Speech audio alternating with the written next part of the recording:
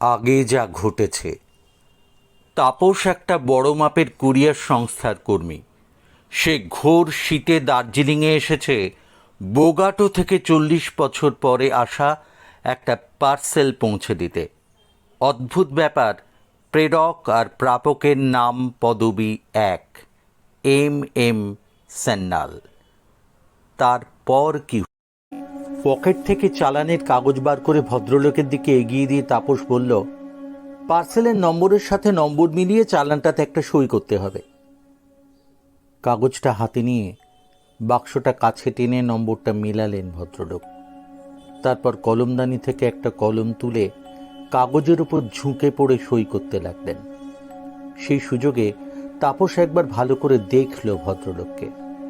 বয়স 70-এর বেশিই হবে। এই বয়সেও বেশ বলিষ্ঠ চেহারা। গায়ের রং একসময় বেশ ফর্সাই ছিল মনে হয়, এখন তামাটে বর্ণ ধারণ করেছে।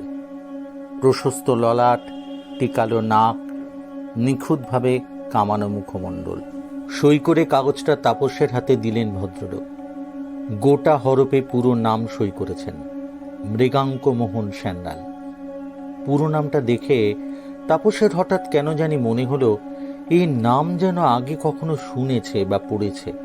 যাই হোক, সইটা ঠিকমতো হয়েছে কিনা তা দেখে নিয়ে কাগজটা ভাঁজ করে পকেটে রাখল। তার কাজ হয়ে গেছে, এবার উঠতে হবে। তাই তাপস ভদ্রলোকের উদ্দেশ্যে বলল, ধন্যবাদ, আমি তাহলে এখন উঠি। কিন্তু আপনি এখন যাবেন কি করে? বাইরে যে তুষারপাত আর ঝড় শুরু হয়েছে। আপনি বরং একটু বসে যান। মৃগাঙ্ক মোহনের কথা শুনে সে উঠতে গিয়েও থমকে গেল। সত্যিই তো, এ অবস্থায় বাইরে সে কি করে বেরোবে? কিন্তু তুষারপাত আর ঝড় যদি না থামে তবে? এ কথা ভেবে মনে মনে একটু ভয় পেয়ে গেল তাপস।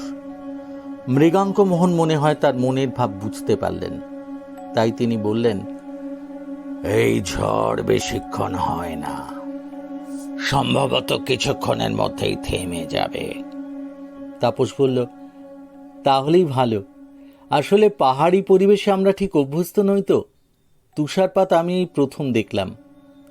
মৃগাঙ্ক মোহন মৃদু হাসলেন। তারপর ধীর কণ্ঠে বললেন, জানেন, অনেক অনেক দিন আগে এমনই এক রাতে জনমানব শূন্য উত্তাল পর্বতের ঢালে সারা রাত তুষারপাতের মধ্যে একলা কাটিয়েছিলাম আমি। 3 ফুট তুষারের চাদরের নিচে ঢেকে গেছিল আমার দেহ। বাঁচার কোনো আশাই ছিল না। হাত ভাগ্যের জোরে পরদিন দুপুরে স্থানীয় ঘোড়াওয়ালারা আমাকে বরফের নিচ থেকে উদ্ধার করে। আপনি কি মাউন্টেনার ছিলেন? তাপস প্রশ্ন করল।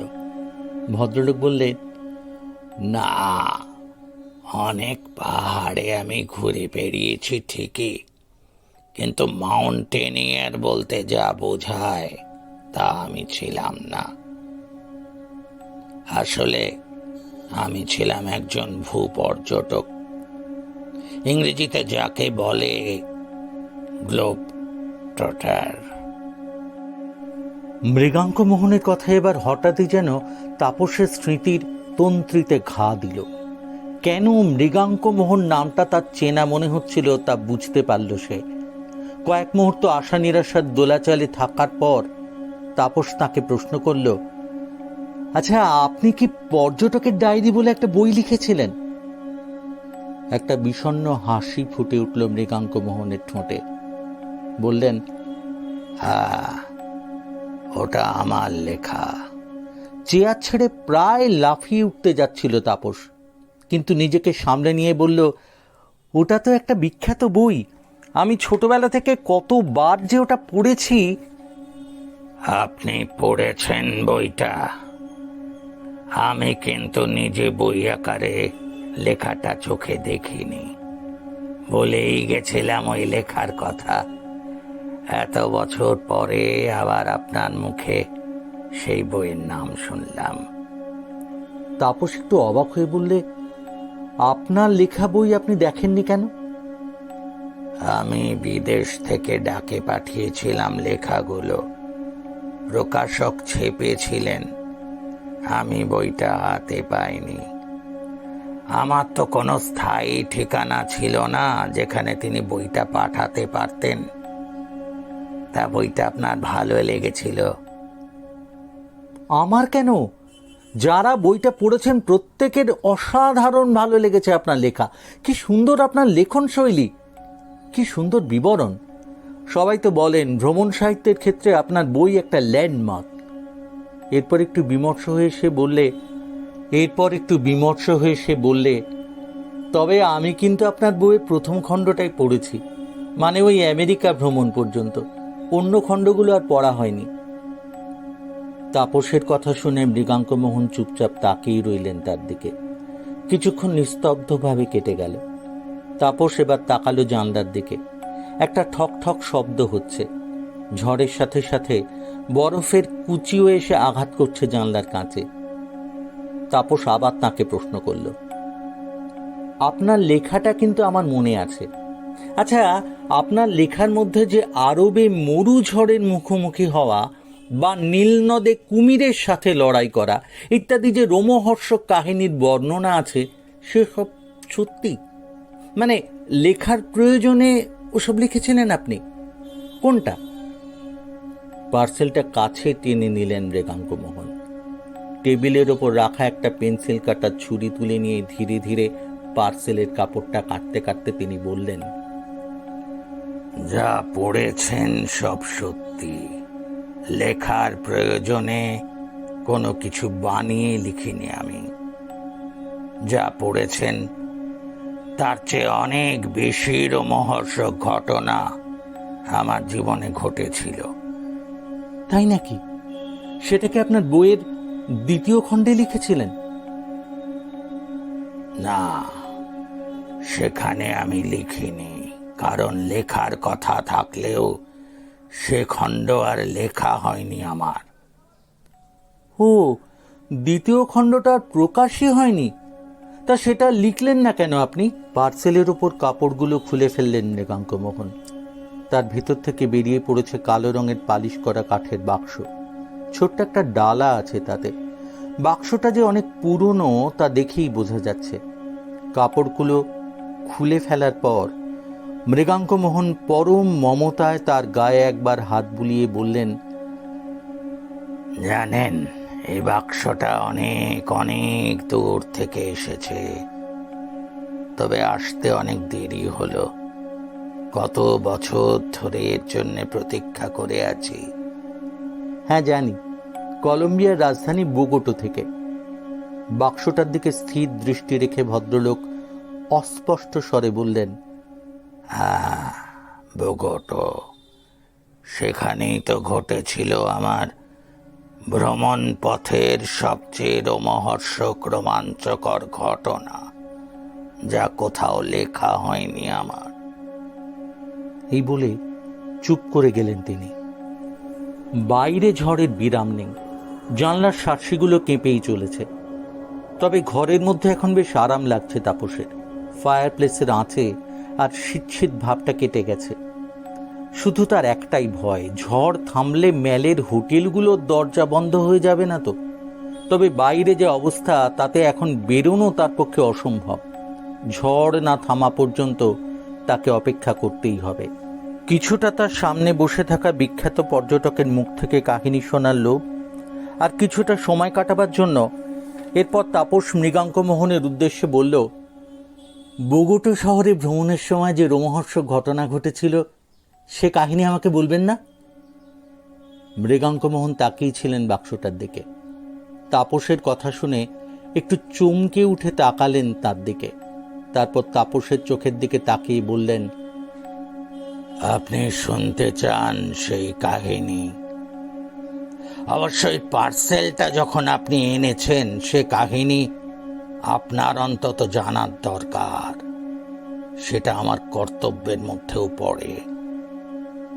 কিন্তু আপনি ভয় পাবেন না তো? প্রশ্ন শুনে তাপস হেসে ফেললেন। আপনি কি আমাকে একেবারে বাচ্চা ছেলে ভাবলেন? আপনি বলুন। মৃগাঙ্ক মোহনের মুখে ফুটে উঠল একটা চাপা হাসির রেখা।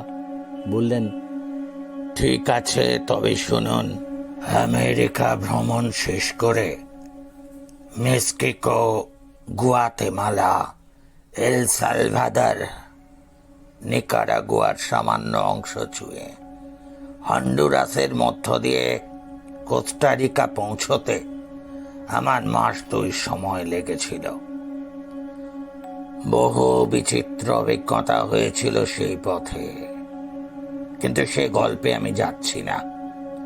কোস্টারিকাতে একটা হপ্তা কাটিয়ে একটা আদিকালের পালতোলা মালবাহী জাহাজের কোলে চেপে সামান্য পানামা যোজক পার হয়ে কলম্বিয়ার মাটিতে পা রেখেছিলাম।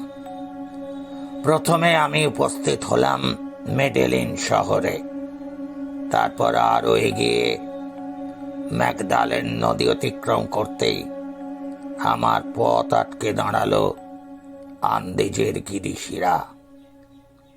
জনমানবহীন আন্দিজের কন্দরে আমি একমাত্র মানুষ। একটা শকুন পর্যন্ত চোখে পড়েনি সে পথে। কিভাবে যে আমি আন্দিজের সেই দুর্লঙ্ঘ প্রাচীর অতিক্রম করেছিলাম তা আমি একমাত্র জানি।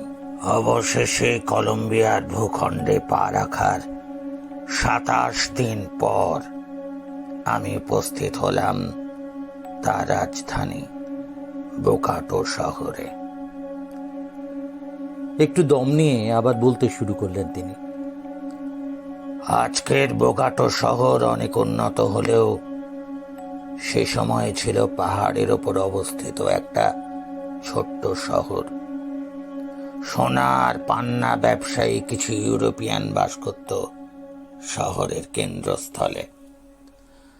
আপনি হয়তো জানেন যে পৃথিবীর অর্ধেক পান্না কলম্বিয়াতে পাওয়া যায়, আর সেখানে বাস করত ইগদের পালকের সাজ আর বিচিত্র পোশাক পরা রেড ইন্ডিয়ানরা। সংখ্যায় তারা প্রচুর।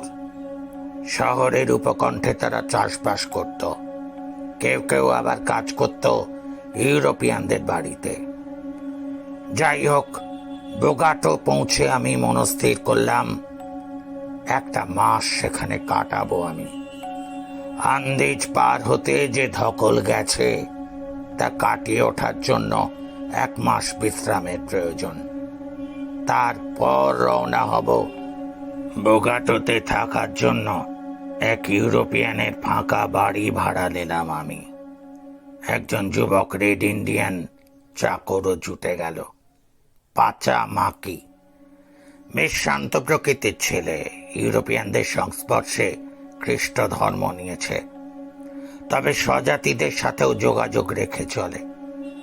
আমরা দুজনে থাকতে শুরু করলাম সেই ছোট্ট বাড়িটাতে। তখন বসন্তকাল, সেটা আবার রেড ইন্ডিয়ানদের বিবাহের ঋতু।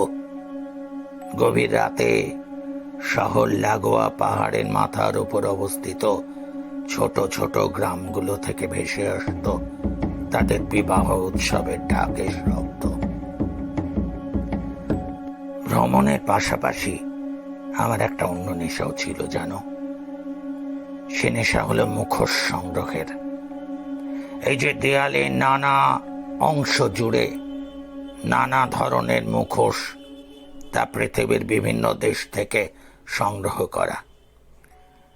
ডান দিকের বুককেসের পাশে যে শিংওয়ালা মুখোশটা আছে ওটা সাইবেরিয়ার। ওই শিং আর চামড়া বলগা হরিণের। আর ওই যে ডান দিকের দেওয়ালে লম্বাটে দেখতে, ওটা কাঠের মুখোশ। ওটা হন্ডুরাসের উপজাতীয়দের। বোগাটো শহরে বাস করার সময় রেড ইন্ডিয়ানদের মুখোশ সম্পর্কে খোঁজ খবর করতে গিয়ে একদিন শুনতে পেলাম তাদের কাছে নাকি এক অদ্ভুত ধরনের মুখোশ পাওয়া যায়। সে ব্যাপারে আরো একটু খোঁজ নেবার জন্য এক বৃদ্ধ রেড ইন্ডিয়ানদের কাছে দেখলামও সেটা। জিনিসটা দেখে আমি অবাক হয়ে গেলাম। মুখোশের মতো দেখতে হলেও সেটা আসলে মুখোশ নয়, সেটা মানুষের কুঁচকানো মাথা, শ্রাঙ্কেন হেড। তাপস বিস্ময় বলে উঠল, সত্যিকারের মানুষের মাথা? মানুষের মাথাওয়ালা মুখোশ সত্যি পেলেন মৃগাঙ্কমোহন?